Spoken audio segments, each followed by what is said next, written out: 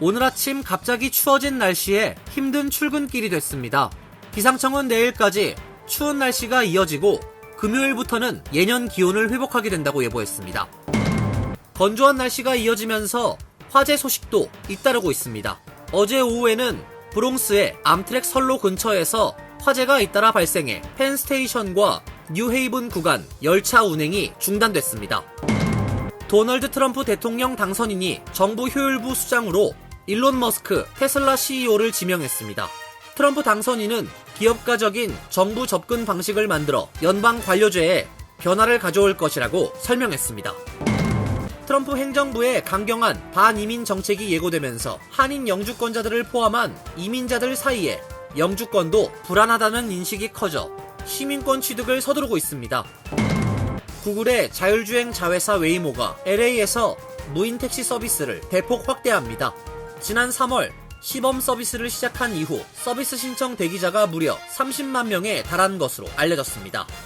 이상은 오늘의 주요 뉴스입니다. 시청자 여러분 안녕하십니까? KBN 뉴스입니다.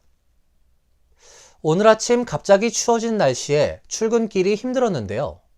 한동안 포근한 날씨가 이어져 오다 기온이 갑자기 크게 내려가 실제 체감 온도는 더 낮았습니다. 기상청은 내일까지 추운 날씨가 이어지고 금요일부터는 예년 기온을 회복하게 된다고 예보했습니다. 보도에 김태희 기자입니다. 오늘 아침 뉴욕시 최저기온은 화씨 36도, 뉴욕과 뉴저지 북쪽 지역은 화씨 30도 아래로 내려가기도 했으며 실제 체감온도는 대부분 영하권을 기록했습니다. 그동안 비교적 포근한 날씨가 이어져 오다 갑자기 추워진 날씨에 아침 출근길은 두터운 외투까지 등장했고 발걸음도 빨라졌습니다. 오늘 낮 최고 기온은 49도까지 올라갔고 맑고 화창한 날씨에 포근했지만 밤부터 다시 기온이 내려가 내일 아침에도 추운 날씨가 될 것으로 예상됩니다. 금요일부터는 추위가 물러가 주말은 화창한 가운데 전형적인 가을 날씨가 예보되어 있습니다. 한편 기상청은 올 겨울 뉴욕 1호는 평균보다 약간 낮은 기온이 예상된다고 밝혔습니다. 라니냐의 영향으로 올 겨울에는 지난 겨울보다 더 많은 눈이 내릴 것으로 예상됩니다. 올겨울 예상 강설량은 약 20에서 25인치로 겨울 평균 강설량을 소폭 밑도는 수준입니다. KBN 뉴스 김태희입니다. 내려간 기온과 함께 건조한 날씨가 이어지면서 화재 소식도 잇따르고 있습니다. 어제 오후에는 브롱스의 암트랙 선로 근처에서 화재가 잇따라 발생해 펜스테이션과 뉴헤이븐 구간 열차 운행이 중단됐습니다. 뉴욕시 소방국에 따르면 어제 뉴욕 브롱스 모리스 파크 인근 지역 두 곳에서 암트랙 변전소 화재가 발생했습니다. 첫 번째 화재는 어제 오후 2시 16분 브롱스데일 애비뉴 뒤편 건물 변압기에서 발생했습니다.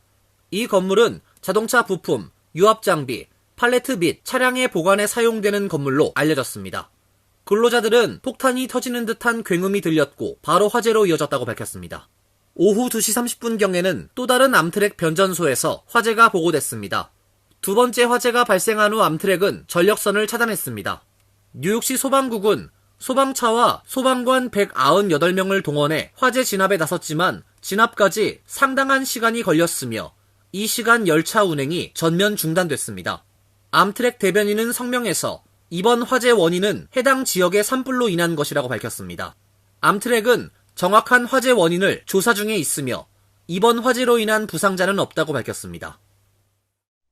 도널드 트럼프 대통령 당선인이 정부 효율부 수장으로 일론 머스크 테슬라 CEO를 지명했습니다. 트럼프 당선인은 이전엔 볼 수 없었던 기업가적인 정부 접근 방식을 만들어 연방 관료제에 변화를 가져올 것이라며 연간 6조 5천억 달러에 달하는 정부 지출 전반에 걸쳐 존재하는 막대한 낭비와 사기를 근절할 것이라고 설명했습니다. 트럼프 당선인은 어제 자신의 소셜미디어 트루스 소셜을 통해 머스크 지명을 알리고 정부 관료주의를 해체하고 과도한 규제를 줄이고 낭비적인 지출을 줄이며 연방기관을 구조조정할 수 있는 길을 열어줄 것이라고 밝혔습니다. 이어 이는 미국 구하기 운동에 필수적이며 잠재적으로 우리 시대의 맨해튼 프로젝트가 될 것이라며 정부 효율부는 정부 외부에서 조언과 지침을 주고 백악관 및 관리예산국과 협력해 대규모 구조개혁을 추진할 것이라고 말했습니다. 일론 머스크는 트럼프 당선인의 발표 직후 X에 올린 짧은 인터뷰 영상에서 연방 기관이 428개나 필요한가, 들어보지도 못한 기관이 많고 영역이 겹치는 기관도 많다고 지적한 뒤 99개면 충분하다고 밝혔습니다.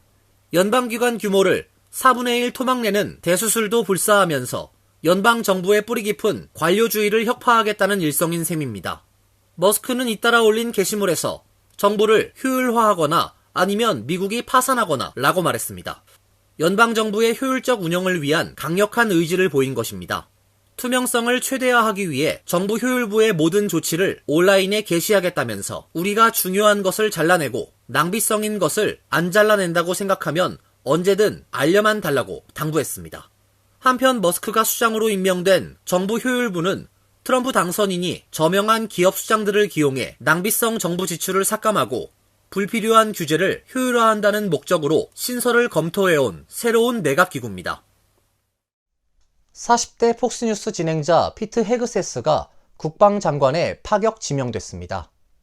중앙정보국 국장에는 존 래드클리프 전 국가정보국 국장이, 이스라엘 대사에는 마이크 허커비가 내정되는 등 핵심 요직 인선에 속도를 내고 있습니다. 트럼프 당선인은 어제 2기 행정부의 초대 국방장관에 폭스뉴스 프로그램 폭스앤프렌즈 주말 공동 진행자인 헤그세스를 낙점하면서 강인하고 똑똑하며 미국 우선주의의 진정한 신봉자라고 치켜세웠습니다. 군 통수권자인 대통령 바로 아래서 세계 최강 미군을 지휘할 총책임자인 국방장관의 40대 영관급 예비군 장교가 발탁된 것은 파격으로 풀이됩니다. 헤그세스는 이라크와 아프가니스탄에서 복무한 육군 소령 출신입니다. 2014년부터 폭스뉴스에 몸담았으며 폭스뉴스에 종종 출연하던 트럼프 당선인과 인연을 맺은 것으로 전해졌습니다. 미국의 대내외 전략을 위한 정보 수집을 총괄할 CIA 국장에는 래드클리프 전 D&I 국장이 지명됐습니다.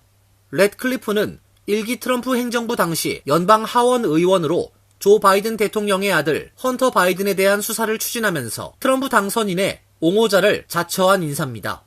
외교사령탑인 국무장관에는 마코 루비오 상원 의원이 발탁될 것이라는 보도가 있었으나 아직 공식 지명 발표는 나오지 않았습니다. 그 외 이스라엘 주재 대사에는 마이크 허커비 전 아칸소 주지사가 지명됐으며 대통령 중동 특사로는 부동산 사업가인 스티브 위트코프가 백악관 법률 고문으론 윌리엄 맥긴리가 내정됐습니다.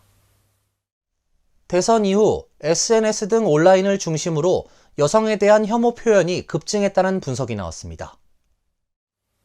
CNN에 따르면 지난 8일 전략대화연구소는 4일부터 6일까지 X, 틱톡, 페이스북, 레딧 등 온라인에서 여성 혐오 표현의 언급 빈도를 분석한 결과를 발표했습니다. 연구소는 X에서 네 몸, 내 선택과 주방으로 돌아가라는 표현이 언급된 횟수가 4,600%나 증가했다고 밝혔습니다. 주방으로 돌아가라는 여성에 대한 성차별적 고정관념을 담은 표현입니다. 여성 참정권을 부여한 수정헌법 제19조를 폐지하라는 주장도 일주일 전에 비해 663% 증가했습니다. 네 몸, 내 선택은 여성의 낙태권을 옹호하는 내 몸, 내 선택을 비꼰 것입니다. 이는 극우, 백인 우월주의 성향의 정치평론가 닉 푸엔테스가 대선 당일인 지난 5일 X에 네 몸, 내 선택, 영원히 라는 게시물을 올리면서 온라인에서 급속하게 확산됐습니다. 해당 게시글은 조회수 9천만 회를 넘어섰습니다. ISD는 네 몸 내 선택이라는 표현이 특히 학교에서 퍼졌다며 여학생들과 부모가 소셜미디어에서 오프라인 괴롭힘 사례를 공유했다고 전했습니다. 극우 성향의 정치평론가 존 밀러가 X에 여성들이 성파업을 위협한다고 적은 게시물도 8천만 건이 넘는 조회수를 기록했습니다. 트럼프 당선 이후 여성들이 비연애, 비성관계, 비혼, 비출산을 추구하는 사비운동에 동참하는 것을 조롱한 것으로 보입니다. 이민자 커뮤니티에도 불안이 가중되며 시민권 취득에 관한 문의가 급증하고 있습니다. 트럼프 행정부의 강경한 반이민 정책이 예고되면서 한인 영주권자들을 포함한 이민자들 사이에서 영주권도 불안하다는 인식이 커져 시민권 취득을 서두르고 있습니다. 트럼프 1기 행정부 때인 지난 2017년 당시 초강경 반이민 행정명령으로 이민자 사회에 상당한 파장을 불러일으켰습니다. 당시 행정명령의 골자는 테러 위험 국가 국민의 미국 입국 일시 중단 및 비자 발급 중단과 난민 심사 강화 등이었지만 이 명령이 이라크와 시리아, 이란 등 이른바 테러 위험 7개 무슬림 국가 국민들 뿐만 아니라 이들 국가 출신의 영주권 소지자와 이중 국적자들에게도 적용됐기 때문입니다. 실제로 트럼프 당선 이후 이민 전문 변호사 사무실마다 시민권을 취득하기 위한 한인들의 문의도 크게 증가한 것으로 알려졌습니다. 이민 전문 변호사들은 트럼프 당선 확정 후 평소보다 확실히 시민권 취득 문의가 늘었다며 향후 본격적으로 트럼프 행정부가 시작되면 시민권 취득을 고려했던 영주권자들의 시민권 신청이 다시 급증할 것으로 보인다고 전했습니다. 또 시민권 심사 기준이 강화될 가능성도 언급하며 음주운전이나 형사기록 등 결격 사유가 더 엄격하게 적용될 수 있을 것이라고 말했습니다. 도널드 트럼프 대통령 당선인의 성추문 입막음 사건의 재판부가 앞선 유죄 판결을 뒤집을지 아니면 유죄 판결을 그대로 유지하고 형량을 선고할지에 대한 결정을 일주일 연기하기로 했습니다. 뉴욕 맨해튼 형사법원의 후안 머천 판사는 어제 성추문 입막음 돈 지급 사건의 유죄 판결을 무효로 해달라는 트럼프 당선인 측 변호인의 요청에 오는 19일까지 결정을 유보한다고 밝혔습니다. 트럼프 전 대통령 측 변호인은 지난 7월 연방대법원이 대통령 재임 중 공적 행위는 퇴임 이후에도 형사 기소 면제 대상이라고 결정함에 따라 입막음 돈 재판의 유죄 판결을 파기해달라고 요청한 바 있습니다. 머천 판사는 당초 이날까지 트럼프 전 대통령 측의 유죄 판결 파기 요청에 대한 판단을 내릴 예정이었습니다. 그러나 트럼프 전 대통령을 기소한 맨해튼 지방검찰이 대선 이후 상황 변화에 대한 법률적 검토를 위해 19일까지 결정 보류를 요청했고 머천 판사가 이를 수용하면서 재판 진행이 중단됐습니다. 머천 판사는 오는 26일 트럼프 전 대통령의 형량을 선고할 예정이었으나 일정 지연은 물론 형량 선고 여부가 불투명하게 됐습니다. 트럼프 측 변호인은 대선 후 재판부에 보낸 서한에서 입막음 돈 지급 사건 재판을 중단 및 종결을 요청하면서 이는 트럼프 당선인의 국정 운영에 대한 위헌적인 방해를 피하는 데 필요하다고 주장하기도 했습니다. 앞서 트럼프 전 대통령은 지난 2016년 대선 직전 전직 성인 영화 배우 스토미 데니얼스에게 과거 성관계 폭로를 막으려고 13만 달러를 건넨 혐의와 관련해 지난 5월 맨해튼 형사법원 배심원단으로부터 34개 범죄 혐의에 대해 모두 유죄 판결을 받은 바 있습니다. 구글의 자율주행 자회사 웨이모가 서부 최대 도시 LA에서 무인 택시 서비스를 대폭 확대합니다. 지난 3월 시범 서비스를 시작한 이후 서비스를 신청한 대기자가 무려 30만 명에 달한 것으로 알려졌습니다. 웨이모는 어제 자사 블로그에 LA에서 모든 사람에게 서비스가 개방된다며 오늘부터 누구든 웨이모원 앱으로 완전 자율주행 승차 서비스를 매일 24시간 이용할 수 있다고 공지했습니다. 웨이모는 지난 3월 캘리포니아주 당국의 승인을 받아 LA 일부 지역에서 유료 서비스를 시작했지만 서비스 범위와 규모가 제한적이어서 신청자 중 일부만 이용할 수 있었습니다. 웨이모는 LA에서 상업적 운영을 시작한 이래 약 30만 명이 대기자 명단에 이름을 올리는 등 시민들의 열렬한 환영을 받았다며 지금이 바로 LA에 있는 모든 사람을 만날 수 있는 시기라고 설명했습니다. 웨이모는 현재 자사의 자율주행 택시가 LA 카운티에 약 80제곱마일을 횡단할 수 있으며 향후 서비스 범위를 확장해 더 넓은 지역을 아우를 계획이라고 밝혔습니다. 웨이모의 서비스 확대에 따라 LA는 이 회사가 로보택시 영업을 하는 최대 도시가 됐습니다. 웨이모는 그동안 샌프란시스코와 애리조나 피닉스에서 유료 영업을 해왔지만 LA보다는 작은 도시들입니다. 웨이모는 지난달 하순 로보택시 영업을 확장하기 위한 56억 달러 규모의 자금 조달에도 성공했습니다. 아울러 지난달 초 현대차와 전략적 파트너십을 맺고 로보택시 운행 차량으로 현대차에 아이오닉5를 투입한다고 발표했습니다. 이어서 간추린 소식입니다. 재외동포청은 국민의 재외동포에 대한 인식을 확산하고 재외동포의 정체성 함양 교육을 강화하기 위해 서울교육대학교와 업무 협약을 체결했다고 11일 밝혔습니다. 협약에 따라 양 기관은 해외 한글학교 역량 강화를 위한 한글 교육, 재외동포에 대한 국민의 이해도 제고를 위한 교육적 협력 및 프로그램 개발, 기타 재외동포와 내국민 간의 유대감 증진 등에 협력하기로 했습니다.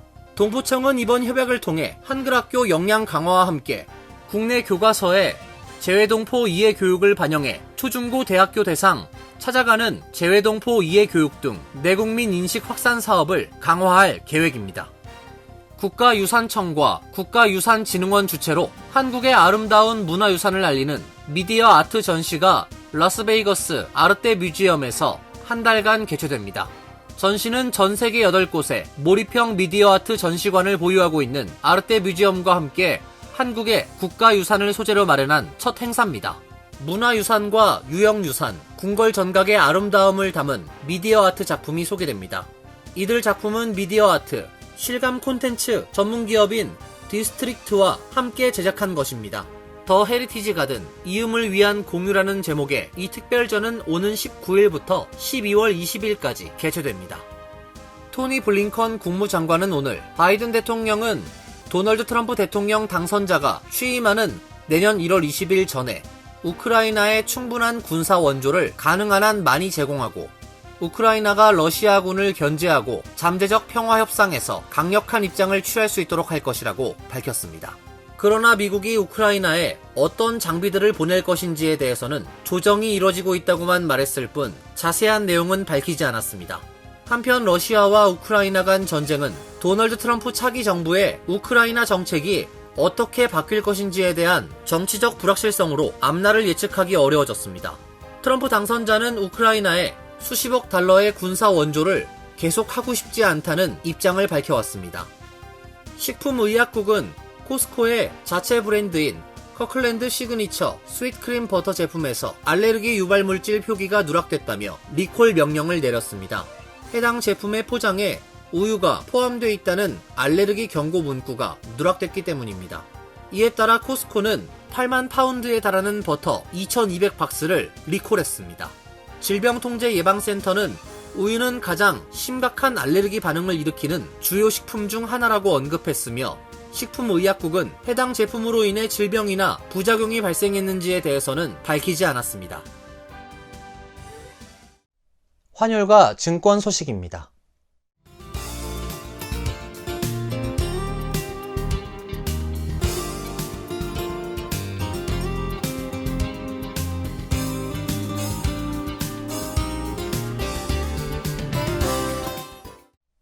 이어서 날씨입니다. 내일은 차츰 흐려질 것으로 예상됩니다. 낮 최고 기온 48도, 섭씨 9도, 밤 최저 기온 41도, 섭씨 5도로 예상됩니다. 금요일은 대체로 맑은 날씨가 예상됩니다. 토요일도 맑은 날씨가 이어질 것으로 예보되어 있습니다. 이상으로 KBN 뉴스를 마칩니다. KBN과 함께 즐거운 시간 되시길 바랍니다. 미 동부 최대 한인방송 KBN이 제작하는 KBN 뉴스는 웹사이트 mykbn.com 그리고 유튜브와 페이스북에서 다시 보실 수 있습니다. 좋아요, 구독, 알림 설정은 뉴스 제작에 큰 도움이 됩니다.